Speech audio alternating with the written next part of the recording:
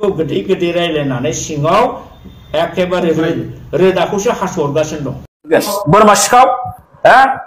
लाजिया नोङो मूर्ख खोथाया जाहैबाय थांनाय समाव बिथांखौ जों मिडियायाव माबा मोनसे गाज्रि खोथा बुंदों होननानै बिथाङा मोनसे बानायनानै बे केसखौ रेजिस्टार खालामदोंमोन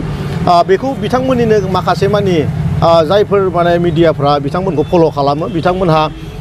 आंखौ फासायनो थाखाय जिहेतु आङो बे केसआव जों मेन्टेलि जोबोद प्रेसार मोनदों जोबोदनो जों खस्थ' मोनदों प्राय बेवहाय जों बोसोरसे जों बेयाव फैनो गोनां जादों पैसा आरो खेमताक बादि हाग्रामा महिलारे एक कथा बुजि नापाय तो आरो बिनि उद्देश्यआ थाखानाय बिटिसिआव बोरैहाय नेता जानो हायो एबा चिफ जानो हायो बेखौनो बे टारगेट खालामनानै खामानि मावबाय थाखादोंमोन गतिके दिनैनि दिनाव प्रमद बर'आ बे जिखिनि खोथाफोर बुंदों प्रमद बर'खाय बे खोथाखौ बुंनो हायो सोरबा नों आंब्ला मालाबाबो बे खोथाखौ एथ' गोरलैयै बे नाखस खालामनो हायामोन बोसोर मन्थ्रि जाबोनाया बिसिनि सुखु दुखुखौ दिनै नायनांगौना नायनाङा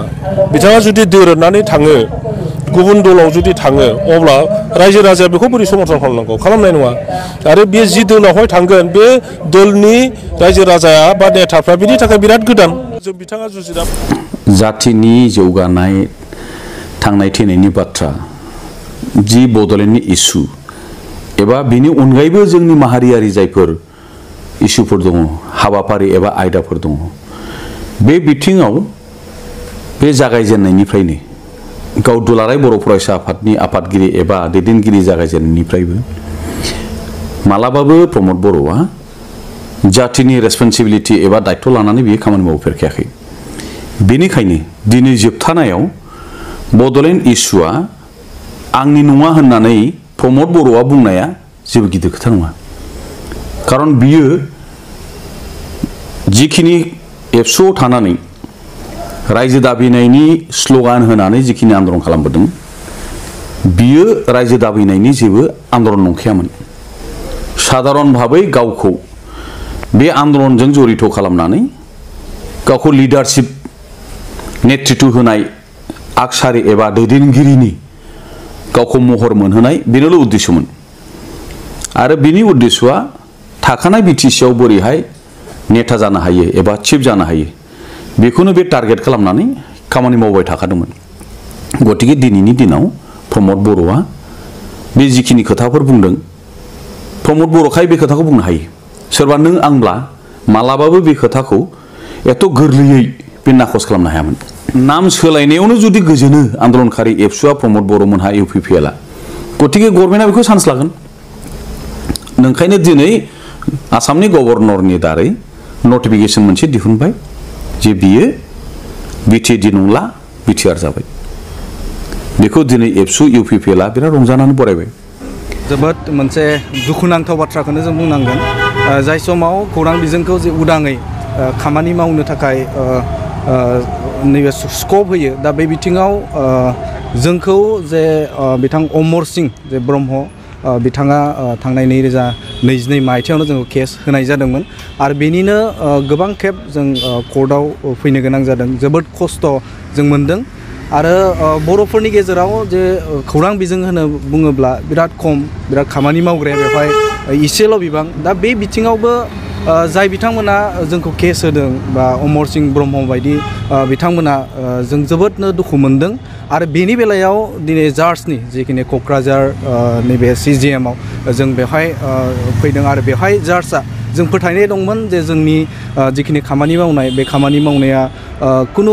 रायजो राजाफोरनि थाखाय इफेक्टेबल नङा थामहिनबा बिथांमोननि जे खहा गोनां जे मावाखै जोंहा फोथायनाय दंमोन आरो बेबायदिनो दिनै क'क्राझार CGMआ दिनै जोंखौ नैबे बेलायाव केसआव जोंखौ रेहायबाय थामहिनबा बिथांमोना जेबो जोंनि सायाव अजद गैया दा बे हिसाबाव जोंखौ दिनै बिथांमोना खालिस खालामबाय दा बेवहाय जों बेखौनो बुंनो नागिरगोन दा जाय बिथांमोना जों खोनानो मोन्दों बिथां अमर सिंह ब्रह्म बिथाङा गोबां खेब बिदिनो खौरां बिजोङाव बिथाङा प्रेस मिट होयो दा बेखौबो जोङो बिथांनि जिखिनि प्रेसमेन्ट होनाय जों बेखौबो जों पाब्लिश खालामो जोंहा बेवहाय गोनो गोथो गैया जिहेतु जोङो रायजो राजानि थाखायनो जों खामानि मावदों दा बे बिथिङाव जोंखौ जिहेतु बिथाङा एगेन्स्ट बायदि साननानै जोंखौ जिहेतु बेरेखा साननानै बिथाङा केस होनाया जोबोदनो दुखुनांथाव बाथ्रा आरो हयथ' जोंनि बर'नि जे खौरां बिजों बे खौरां बिजोंखौ बिथाङा नाख्रेबनो बायदि नाजानाया जोबोदनो दुखुनांथाव बाथ्रा आं बेखौनो खावलायगोन जोङो मोनसेबो बा राजखान्थि हानजाजों बा थाफानानै जों खामानि मावा जों उदां गासैनिबो थाखाय जोङो दा बेवहाय खौरां बिजोंखौ नों BPF सोरबा UPPL सोरबा कंग्रेस सोरबा BJP होननानै साननाया बिथांमोननि थाखाय जोबोदनो लोरबांथि होननानै आं बेखौ बुंनो नागिरगोन मानोना दिनै जोङो खौरां बिजोङाव खामानि मावदों गासैनिबो थाखाय जों खामानि मावबाय थादों आरो बेवहाय सोरबा गोनो गोथो सानलायनाय सोरबा बेखौनो बबेबा मोनसे राजखान्थि हानजाजों लोब्बा दं होननानै माखासे मानि जुदि गावसोरनि जे बेनिफिटनि थाखाय बा गावसोरनि जे मुलाम्फानि थाखाय फोजोबस्रांनो नाजानाय बा खौरां बिजोंखौ फोजोबस्रांनो नाजानाया जोबोदनो लासिंसिं बाथ्रा दा बेवहाय आं नैबे बाथ्राखौनो बुंनो नागिरगोन जे बेवहाय खौरां बिजोंखौ उदाङै मावनो होनांगौ दा अमर सिंहमोन बायदि सार बिथांमोनखौ जों सनमान खालामो सिनियर मानसि बिथांमोना बर'नि गेजेराव बिथाङाबो सासे गियानि मानसि होननानै जों फोथायो दा बे बेलायाव आं बेखौनो खावलायगोन दा गासैखौबो नैबे बेलायाव खौरां बिजोंखौ राजखान्थि हानजाफोरा गावसोरा जि बुंलायो बुंलायथो सोरबा दैदेनगिरिजों दैदेनगिरि जि बुङो बेजों बुंलायथों बा बेजों केस होनांगौ बिथांमोनजों गावजों गावबा गाव होलायथों नाथाय खौरां बिजोंखौ उदाङै मावनो थाखाय स्कप होनांगौ मानोना जों नैबे केसाव जों मेन्टेलि जोबोद प्रेसार मोन्दों जोबोदनो जों खस्थ' मोन्दों फ्राय बेवहाय जों बोसोरसे जों बेयाव फैनो गोनां जादों बोसोरसे जों जुजिनो गोनां जादों जों जिहेतु खौरां बिजों हिसाबाव जों खामानि मावदों हिसाबाव जोंना फैसा थाखाबो बेफोरबायदि गैया फैबाय थायोब्ला जोङो उकिलनो जों होनो गोनां जायो फैबाय थायोब्ला जों बे खरसा जायो थांलाय फैलायनि थाखाय खरसा जायो दा बेवहाय मेन्टेलि प्रेसारजों लोगोसे नैबे फाइनान्सियेलिबो जोंहा गोबां प्रेसाराव गोलैदों थ' बेखायनो आं खावलायगोन मोनफ्रोमबो राजखान्थि हानजाखौ दैदेनगिरिजों दैदेनगिरि बुंलायनायखौ गावबा गाव जिहेतु केस होलायनो बा लिगेल एक्सन लानोबा ला खिन्थु खौरां बिजोंनि जिखिनि दङ चेनेलफोर दङ जोंनिल' नङा बड'लेण्ड बुब्लि बड'लेण्ड रादाब बेखौल' बुङाखै आं गासैखौबो खौरां बिजोंनि खामानि मावग्राखौ इभेन जों जिहेतु अनारशिप दा बेनि अनगायैबो जाय खौरां बिजोङाव खामानि मावग्रा रिपर्टारफोर दा बिथांमोनखौबो उदाङै खामानि मावनो थाखाय खाबु होनांगौ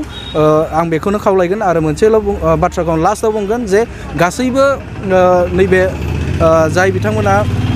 BPF राजखान्थि हानजाखौ दैदेनदों UPPL राजखान्थि हानजाखौ दैदेनदों बिथांमोनखौ जोंनिफ्राय खौरां बिजोंनिफ्राय थामहिनबा जोंनि चेनेलनिफ्राय बेखौनो खावलायगोन जे बिथांमोनखौ जे जिखुनु केस होनोब्ला गावबा गाव जे लिडारफोरखौ बुंलायनायफोरखौ बेखौ नायनानै नोजोर होनानै जोंखौ जे खौरां बिजोंनि जिखिनि सुबुंफोर दं बेखौ दोननानै